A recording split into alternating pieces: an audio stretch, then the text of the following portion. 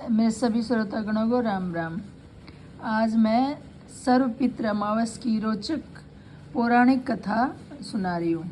श्राद्ध पक्ष में सर्वपितृ अमावस का बहुत ही महत्व है। यह पितरों को विदा करने की अंतिम तिथि है। अगर कोई श्राद्ध तिथि में किसी कारण से श्राद्ध न कर पाया हो या फिर श्राद्ध की तिथि मालूम ना हो तो सर्वपितृ श्राद्ध अमावस पर श्राद्ध किया जा सकता है। आओ इस तिथि का महत्व और पौराणिक कथा सुनाते हैं। देवताओं के पितृगण अग्निस्वात जो सोमनाथ लोक में निवास करते हैं, उनकी मानसी कन्या अछोदा नाम की एक नदी के रूप में अवस्थित हुई। मत्स्य पुराण में अछोद सरोवर और अछोदा नदी का जिक्र मिलता है, जो कि कश्मीर में स्थित है।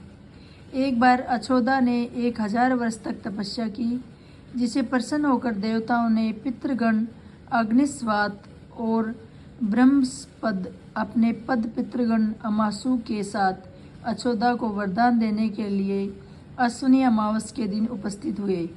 उन्होंने अछोदा से कहा कि हे पुत्री, हम सभी तुम्हारी तपस्या से अति प्रसन्न हैं, इसलिए जो चाहो वर मांग लो। लेकिन अक्षोदा ने अपने पितरों की तरफ ध्यान नहीं दिया और वह अति तेजस्वी पितृ अमावसु को अपलक निहारती रही। पितरों के बार बार कहने पर उसने कहा, हे भगवान, क्या आप मुझे सचमुच वरदान देना चाहते हैं? इस पर तेजस्वी पितृ अमावसु ने कहा, हे अक्षोदा, वरदान पर तुम्हारा अधिकार सिद्ध है, इसलिए निसंकोच होकर कहो।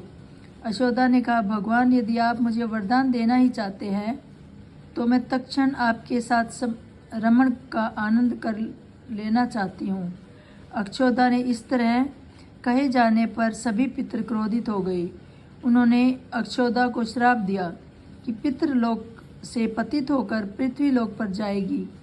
पितरों के इस तरह श्राप दिए जाने पर अक्षोदा पितरों के पैरों में गिरकर रोने लगी। इस पर पितरों को दया आ गई। उन्होंने कहा कि अक्षोदा, तुम पतित योनि में श्राप मिलने के कारण मत्स्य कन्या के रूप में जन्म लोगी।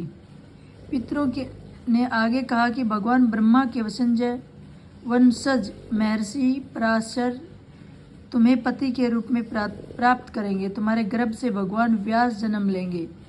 उसके उपरांत भी अन्य दिव्य वंशों में जन्म लेते हुए तुम श्राप मुक्त होकर फिर पितृलोक में वापस आ जाओगी। पितरों के इस तरह कहे जाने पर अक्षोदा शांत हो गई।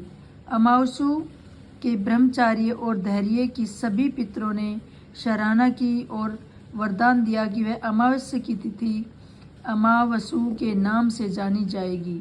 जो प्राणी किसी भी दिन श्राद्ध न कर पाए, वह केवल अमावस्या के दिन श्राद्ध तर्पण करके भी सभी बीते 14 दिनों का पुण्य प्राप्त करते हुए अपने पितरों को तृप्त कर सकते हैं। तभी से प्रत्येक माह की अमावस्या तिथि को सर्वाधिक महत्व दिया जाता है और यह तिथि सर्वपितृ श्राद्ध के रूप में मनाई जाती है। उसी पाप के प्रायश्चित हेतु कालांतर में यही अछोदा महर्षि पराशर की पत्नी एवं वेद व्यास की माता सत्यवती बनी थी। तत्पश्चात समुद्र के अंशभूत संतनु की पत्नी हुई और 2 पुत्र चिंत्रागन और विचित्र वीर्य को जन्म दिया। इन्हीं के नाम से कलयुग में अष्ट का श्राद्ध मनाया जाता है। धन्यवाद। राम राम।